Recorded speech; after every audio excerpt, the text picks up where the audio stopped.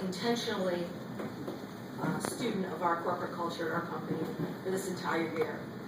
That is not because I particularly wanted to, but I had to. You see, August 3rd, 2013, my world was turned upside down. My husband of 27 years passed away. And he and I had run our own company. We developed from the ground up, and my world was turned upside down. The thing is that my family and myself, we were going to be okay. Be still, my soul is one of those things that just comes to me, and I knew that God was taking care of us and everything was going to be all right. But I had a corporate family that was a little unsure of what was going to happen. So I had to make sure that they knew everything was going to be okay. When you run a family business, a lot of the time, especially family business like ours, because we have a lot of extended family that comes in and out when they don't have a job. We actually have extended family that has stayed. In fact, we have a husband and wife in 2 of our locations. It was really interesting when they were going through divorce proceedings, but they've reconciled, so it's really good now.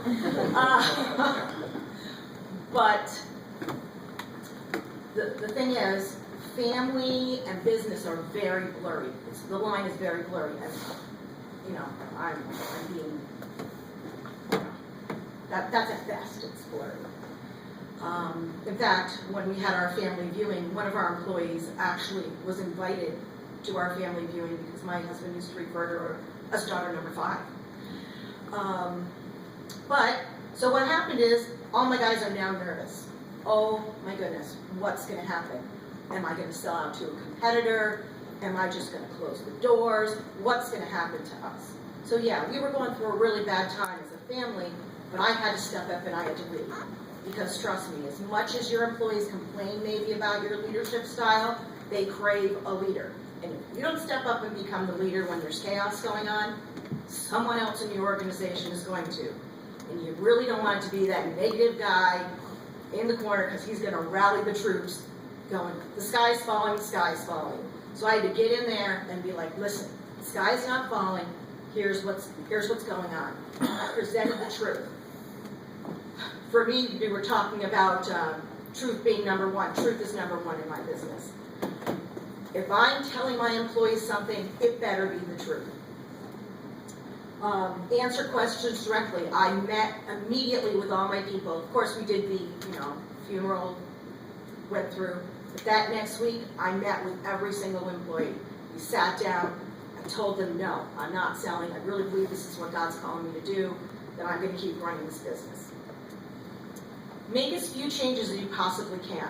Don't add to the chaos when you're presenting. Just present the facts. Don't add bells, whistles, here's what we're going to do. No, it's chaotic enough. Just let them know this is what's going to happen. And get them on your side. Come on, we're going to go. Often my husband and I, when we were together, we played good cop, bad cop. Worked out great. My guys reminded me all the time, if Rick was here and this was happening, he would just come in and knock heads, and everything would run smooth. What they forget is that I would walk behind him, bandage up everyone's wounded egos, and smooth everything over. So that's not my style. But we had to go.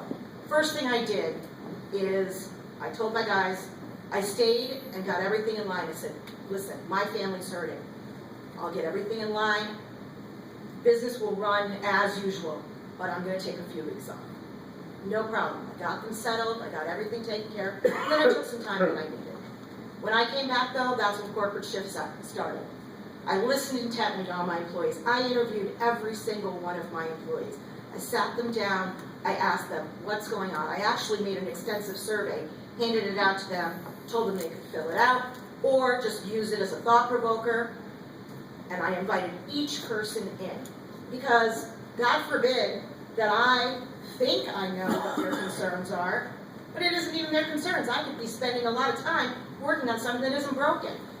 I asked them for their input. I thanked them for their input. What I really want to know is, what don't you like about this place? What makes you unhappy? What makes you nervous? I didn't need someone telling me, everything's going to be great, yeah. I needed to know, what needs to be fixed here. And then I led intentionally.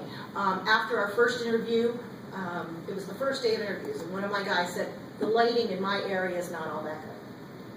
So I called in my electrician friend right after I got out of that meeting and said, listen, you gotta make me look like a rock star.